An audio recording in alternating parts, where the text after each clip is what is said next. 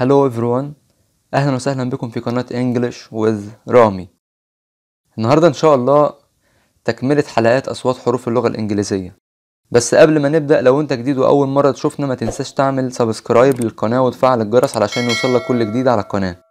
وما تنساش تشوف باقي الفيديوز علشان تتابع معانا من الأول. أما لو كنت مشترك في القناة ما تنساش تعمل لايك للفيديو وتكتب لنا تعليقك في الكومنتس. يلا بينا، خلينا نبدأ.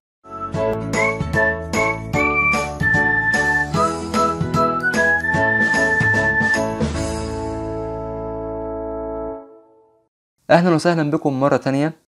قبل ما نبدأ، لو كنت بتكتب في الكشكول جهز نفسك علشان تكمل كتابة أصوات باقي حروف اللغة الإنجليزية. نيجي بعد كده على حرف الإي. بننطقه زي الكسرة في اللغة العربية، بس لما يكون حرف واحد في الكلمة زي كلمة net, vet, bed, men.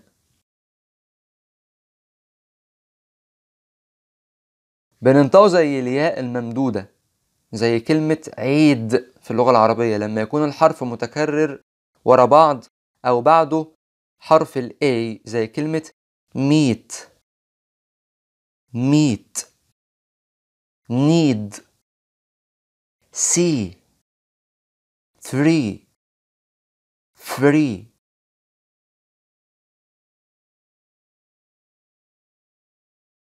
لو حرف ال E جه في نهاية الكلمة بيبقى صامت مش بيتنطق زي كلمة make, cake, name.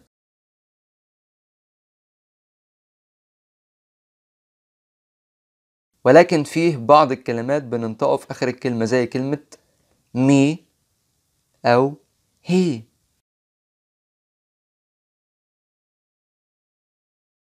نيجي ندخل على حرف ال F.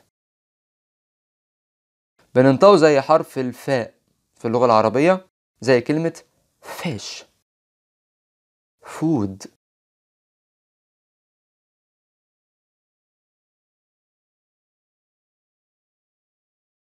نيجي على حرف الجي. عاوز تركيز كبير جدا في حرف الجي. بننطقه زي الجيم المصرية جيم، بشرط ما يكونش بعده أي حرف من دولت، ولا الآي أو الإي أو الواي، زي كلمة God, gum, green, garden, go, glue.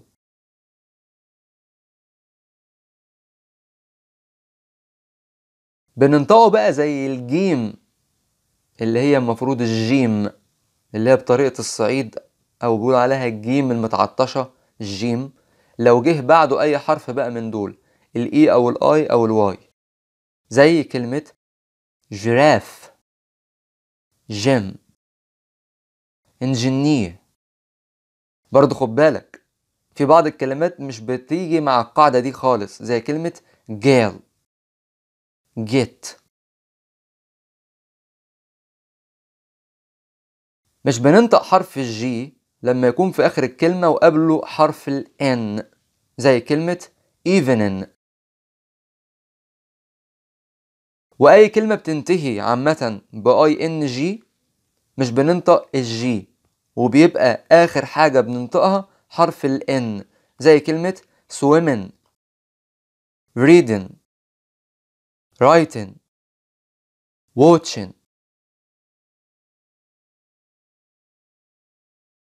برضو مش بننطقه لو جه بعده على طول حرف الN زي كلمة design, sign.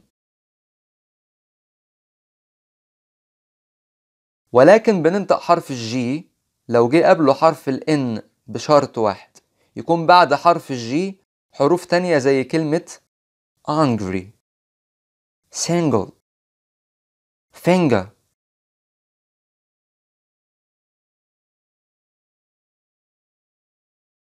نيجي بقى على حرف ال H.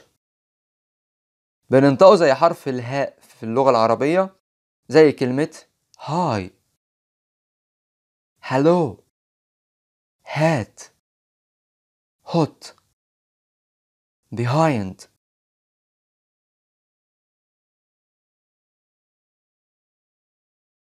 برضو خد بالك ان حرف ال H مش بننطقه في بداية بعض الكلمات زي كلمة our، honest. برضو مش بننطقه لما يكون قبله حرف ال W زي كلمة what، where، why، when، white. ولكن برضو خد بالك في بعض الكلمات مش بتاخد القاعدة دي خالص، ولكن بننطق الحرف فيها زي كلمة who، whose.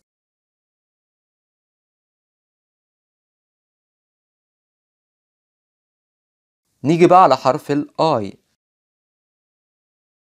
بننطقه زي الألف اللي تحتها همزة من تحت في اللغة العربية زي كلمة F، thin، sin. خدت بالك أنا بقول إيه؟ الكلمتين اللي فاتوا thin و sin، ink، milk، when.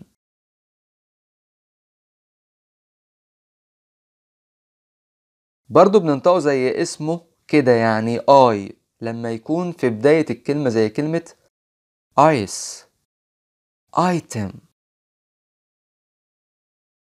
وبرضو لو جه في نص الكلمة اللي بتنتهي بحرف E زي كلمة wise، size، nice، smile.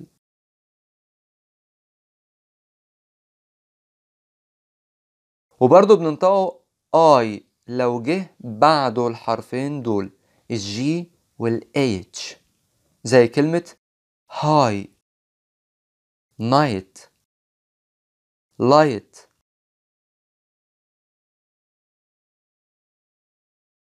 وخلي بالك بننطقه في الكلمات ديت كده bad، مش برد، بقول bad، girl، sad، bath.